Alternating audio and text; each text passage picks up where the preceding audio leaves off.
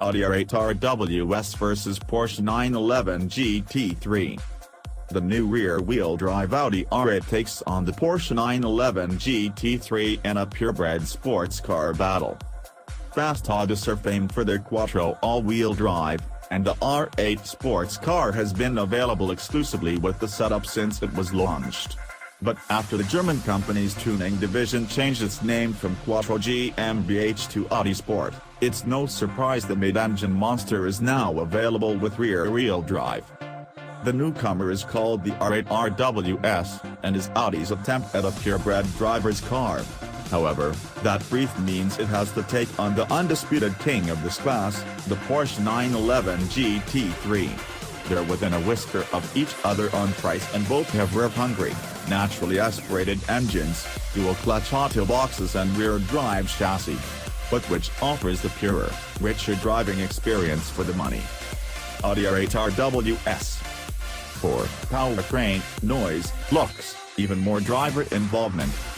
Against, balance still not as pure as Porsche's, steering could offer more feel, lacks GT3's traction. The R8 RWS makes history, because it's the first ever rear-driven series production Audi, which is a big thing from a firm that's built its reputation on four-wheel drive. But we know from the regular R8 and R8 Plus that Audi Sport knows how to do mid-engine sports cars, and the RWS's spec is equally mouth-watering. Shorn of its center and front differentials, as well as the front drive shafts, the RWS weighs 50 kilograms less than the standard car, while it uses the same 533 bhp naturally aspirated 5.2-liter V10 and 7-speed dual-clutch gearbox. Despite only the rear axle transmitting that power and 540 Nm of torque to the road, thanks to launch control and tricky wet conditions, the Audi still rocketed from 0 to 60 miles per hour in just 3.8 seconds. It's a glorious engine, while the gearbox delivers rapid upshifts with little fuss and an addictive, perfectly matched blip on the way down ratios. Both cars offer startling low gear acceleration and were evenly matched on test.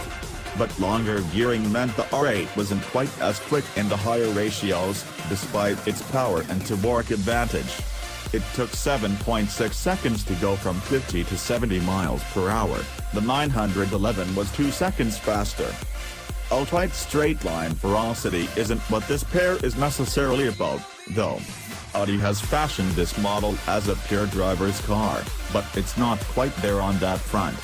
While the lower curb weight does help boost agility a little, the quick steering still lacks the ultimate level of detail and feedback you get from the GT3.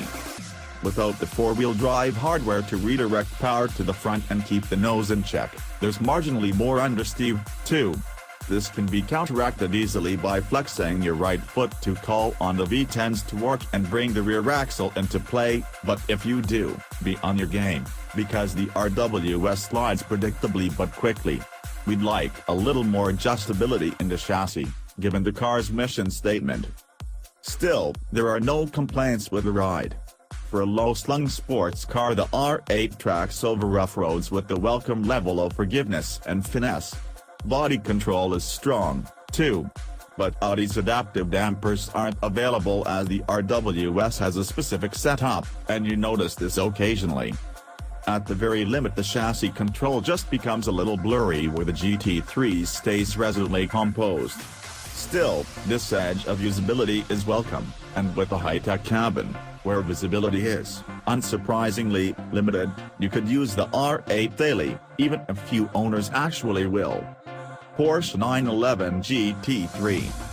4. Incredible powertrain, superbly balanced and set-up chassis, surprising practicality and usability. Against, ownership remains an exclusive club, not much else. The GT3 tag was born out of Porsche's motorsport involvement, where feedback and feel are key to speed and the limits are pushed further than in the already brilliant standard 911. This is the driver's car, it's the vehicle that manufacturers such as Audi aspire to with the R8 RWS. And when you turn the Porsche's key and that flat 6 drums into life, it's easy to see why. Its engine settles to a busy, bassy and purposeful idle, and does without the theatrical flair of revs the R8 performs when you prod its starter button. However, once the 911 GT3 is rolling, it's anything but plain. The motor is a masterpiece. Apart from a few concessions to road use, the 4.0-liter unit is basically carried across from Porsche's one-make GT3 race series. It produces 493 bhp and revs to 9,000 revolutions per minute. It shrieks to the red line with such veracity, accompanied by an all-encompassing howl, that you'll be glad of the dual clutch box. Unlike the Audi, there's also a manual option for the GT3, but this PDK model delivers sharper straight-line performance, slicing through the ratios with speed and savagery to equal the R8. With that rear engine location, traction off the line is fantastic, so in slippery, wet conditions and wearing semi-slick Michelin Cup 2 rubber, the Porsche accelerated from 0 to 60 miles per hour in just 3.7 seconds, helped by its launch control function. It either matched or bettered the R8 over our in-gear acceleration tests, but the GT3 is leagues ahead in areas you can't measure with data. Its steering offers more detail and feedback, relaying exactly what's going on at the road surface. Apart from a caterham, nothing is much purer in the world of sports cars. It mixes this with simply sublime suspension damping. There's no denying it's firm, but so is the R8, yet in its normal chassis setting and on 20-inch wheels, the GT3 filters out the worst most surfaces can throw at it, so it's actually surprisingly comfortable on the road. In the sports setting and on the track, it generates staggering grip, and it's made more exploitable by the Porsche's beautiful balance and great agility, changing direction with even more aggression and precision than the R8. The connection with the chassis is so deep and detailed that you instantly feel a slide, and it's so responsive that small inputs with the steering, throttle and brake keep things in check. Yet the GT3 doesn't feel nervous or fighty, with all that grip giving a wonderfully planted feel.